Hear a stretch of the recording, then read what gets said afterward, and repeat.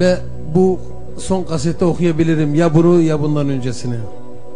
Sevdim seni güzelim, en derin hislerimle, en derin hislerimle. Bırakıp gittin beni insafsız kaderimle, insafsız kaderimle. Kara kız. Hayır bak şimdi şöyle bir cevap var. Kara kız la la la la li dam, kara kız la la li. Şu anda karşımda oturan, yanımda oturan kara kız olduğu için söylüyorum. 3 4 la la li dam.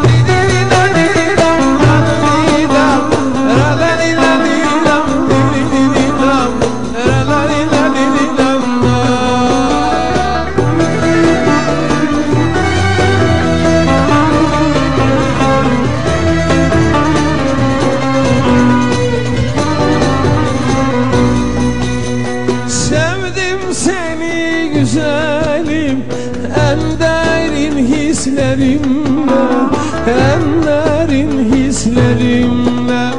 Bırakıp gittin beni insafsız kaderimle, insafsız kaderimle.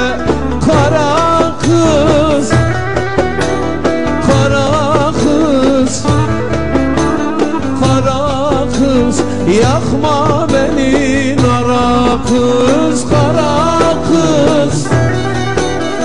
Ay su kız, kara kız, yakma beni nara kız.